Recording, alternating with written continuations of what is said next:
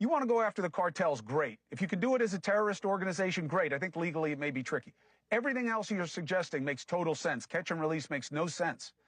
But this roundup idea, and I haven't heard Trump say it the way you have. So if you know better, great. And if it becomes more tailored the way you're suggesting, okay. But if you are just grabbing whoever you can grab, not only do you have families that get affected because they're not all here alone, but you lose like 1 in 8 of your construction workers, 1 in 8 of your agriculture workers, 1 in 8 of your, 1 in 12 of your hospitality workers. You lose a lot of people that the economy needs. Not all illegal entrants are the same. Do you take account for that? Well, look, I think, like, I'm not saying we're just looking for 700,000 people. I'm saying we're going to concentrate on public safety threats and national security threats. But if you're in the country illegally, you're here in violation of law. So you're not off the table. But we're going to prioritize what we do. So I don't think me and Trump's different at all. But you know what I agree with your earlier premise. Look, Congress needs to do some work. I believe we should fix the asylum process because at your first interview on the border, when you claim asylum, that first interview, the threshold of proof is very low, and that was done on purpose because they don't want to accidentally send someone home and to be persecuted or tortured, right? But when you get to court, if you show up in court, that burden of proof is much higher. So these are real numbers. Like I said, about 90% of the people that come to the border and claim asylum under Biden administration, it's like 98%, they pass that first interview because they learn a few key phrases from the cartels of what to say to make yourself pass that first interview. Then when you get to court, if you show up in court, the burden of proof is much higher. And 90% lose, as I just said, almost 90% will get an order removal. That is broken. They need to fix that. First interview needs to be at the same level as the judicial interview. That will stop the asylum fraud. Second of all, the TVPRA, Trafficking Victims Protection Act, had a great intent to protect children with trafficking. But the law says this: if you're a child from Mexico and you're ascertained not to be a victim of trafficking, you're immediately removed. But if you're from any other country, you can't be removed. You got a whole process take years. The misuse of that statute has caused 500,000 children to be trafficked into this country. And the U.S. government can't find 300,000 of them.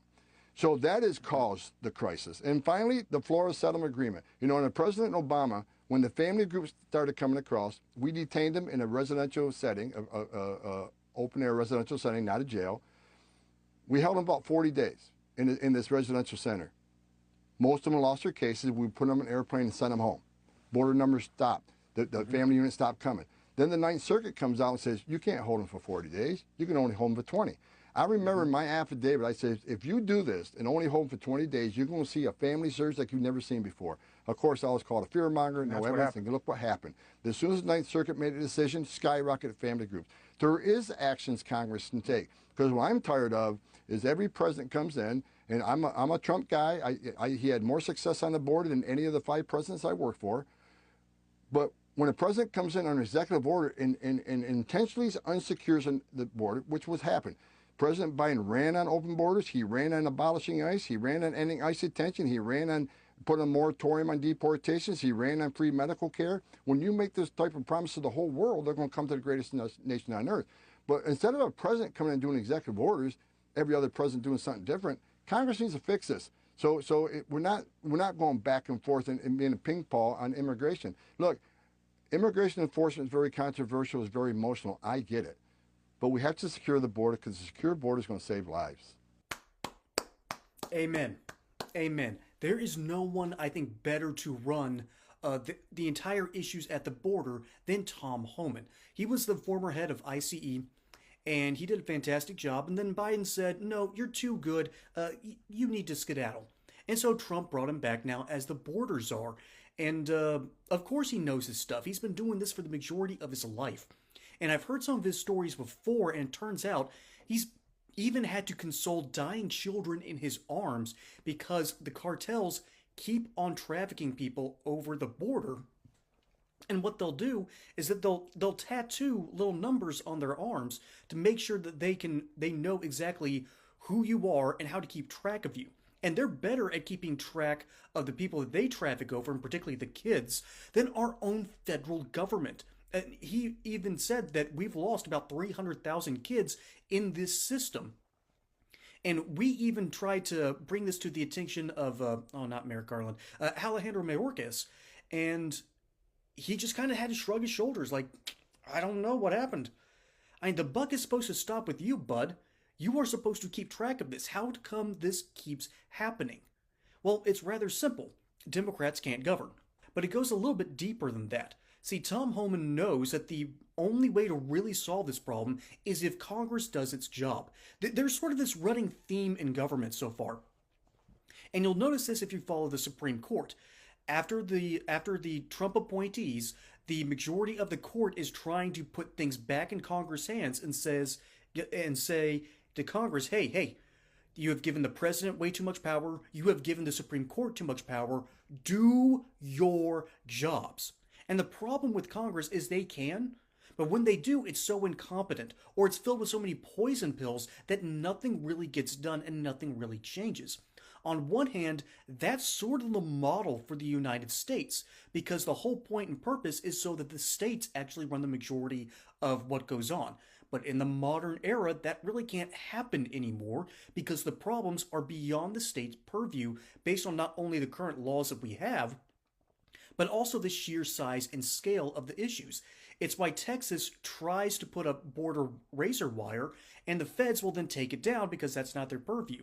Now, Texas has the extra capital to do that because of the Permian Basin and just the fantastic policies that they have, making it one of the best states in the union to do business, raise a family, etc. But California won't do it, even though they have the resources. New Mexico refuses to do it, and they don't have the resources. Arizona, they've got I think the second longest border, and there's no way they can because their resources are being used elsewhere.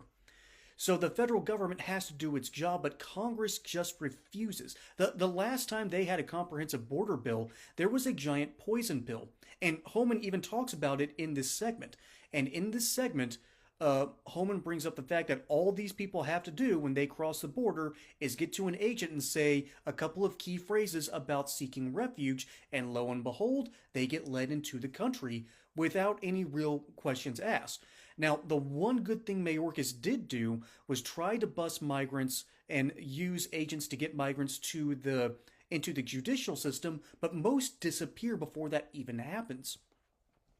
So we need to reform that problem. We need to change the way you seek asylum, and we need to change the way you do it through the judicial system. Congress is supposed to do that, not the president and not the Supreme Court. So that's the big problem here. But I want to end on this interesting note. You'll notice that Chris Cuomo isn't interrupting Homan. He's letting him speak. It's almost as if Chris Cuomo's realized that, oh, I got kicked from CNN because I wasn't being a good enough journalist, and I was also costing them too much money. And they found their excuse when he was helping his deadbeat brother after the COVID and the I love to hang out with my interns kind of problems. And so they kicked him out, and then he had an interesting conversation with Tucker Carlson where Tucker basically looked him in the eye and said, you're an intelligent person, you're good at what you do, but you're not a curious person. I think ever since then, Chris Cuomo's realized, oh, I haven't been that good of a journalist.